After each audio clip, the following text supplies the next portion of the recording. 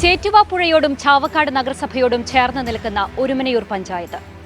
കേരളത്തിലെ ഏറ്റവും ചെറിയ പഞ്ചായത്തുകളിൽ ഒന്നുകൂടിയായ ഒരുമനയൂരിന് കണ്ടൽക്കാടുകൾ ഏറെയുണ്ട് എന്ന ഖ്യാതി കൂടിയുണ്ട്. തെരഞ്ഞെടുപ്പ് ചൂടിലേക്ക് പ്രവേശിക്കുമ്പോൾ എങ്ങനെയാണ് ഇവിടുത്തെ രാഷ്ട്രീയ കക്ഷികൾ ഈ തെരഞ്ഞെടുപ്പിനെ വിലയിരുത്തുന്നത്?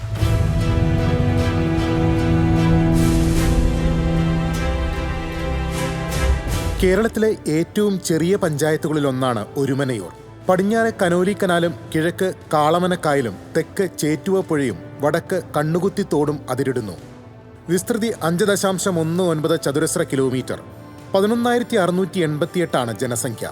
13 വാർഡുകളുണ്ടായിരുന്ന പഞ്ചായത്തിൽ പുനർവിഭജനത്തെ തുടർന്ന് ഒരെണ്ണം വർദ്ധിച്ച് 14ആയി. LDF ആണ് ഭരണത്തിന് നേതൃത്വം നൽകുന്നത്. ആകെയുള്ള 13 സീറ്റിൽ LDF 8, UDF 4, BJP 1 എന്നിങ്ങനെയാണ് കക്ഷിനില. മുന്നണി ധാരണയനുസരിച്ച് ആദ്യ 2 വർഷം CPIയിലെ VC ഷാഹിബാൻ പ്രസിഡന്റായി. തുടർന്ന് CPMിലെ വിജിത സന്തോഷ് അധ്യക്ഷ സ്ഥാനത്തെത്തി.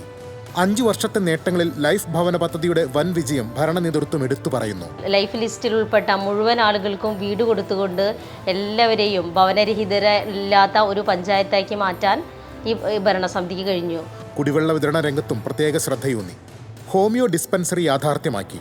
വനിതാ ജിംനേഷ്യവും വനിതാ ടീ ഷോപ്പും ആരംഭിച്ചു. മാലിന്യ സംസ്കരണ രംഗത്ത് MCFനായി 2 കെട്ടിടങ്ങൾ പൂർത്തിയാക്കി. ഹരിതകർമ്മസേനയ്ക്ക് വാഹനം ഉൾപ്പെടെയുള്ള സൗകര്യങ്ങൾ ഏർപ്പെടുത്തി. 2 കോടി രൂപ ചെലവഴിച്ച് 2 ഉന്നതികൾ നവീകരിച്ചു.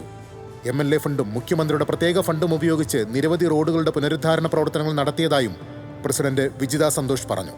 സമസ്ത മേഖലയിലും വികസനം കൊണ്ടുവരാൻ ഈ ഭരണസമിതിക്ക് കഴിഞ്ഞു എന്നുള്ളത് യാഥാർത്ഥ്യം തന്നെയാണ്.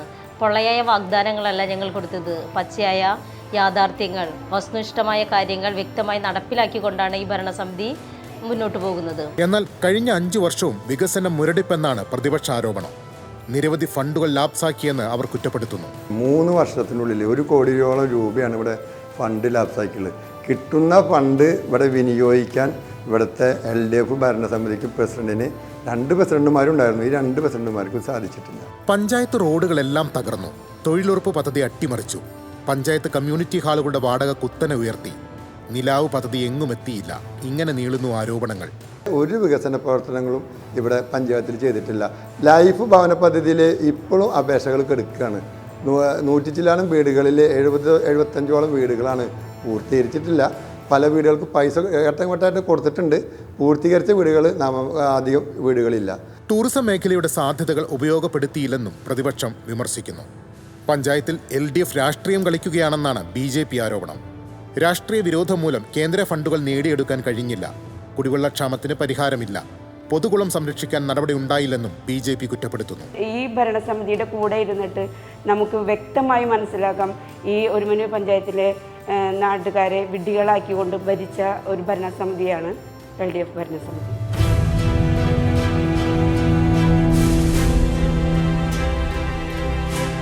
ദേശീയപാത വികസനവുമായുള്ള സ്ഥലമേറ്റെടുപ്പിൽ ഏറ്റവും കൂടുതൽ പേർക്ക് വീടും സ്ഥലവും നഷ്ടപ്പെട്ട ഒരു പഞ്ചായത്ത് കൂടിയാണ് ഒരുമനയൂർ പഞ്ചായത്ത്. ഭരണചരിത്രത്തിൽ LDFനോടും UDFനോടും അനുഭാവം കാണിക്കുന്ന ഒരുമനയൂർ പഞ്ചായത്തിൽ വികസന നേട്ടങ്ങളും കോട്ടങ്ങളും ചർച്ചയാകുമ്പോൾ ഒടുവിൽ ജനങ്ങൾ ആർക്കൊപ്പം നിൽക്കും എന്നതാണ് ചോദ്യം.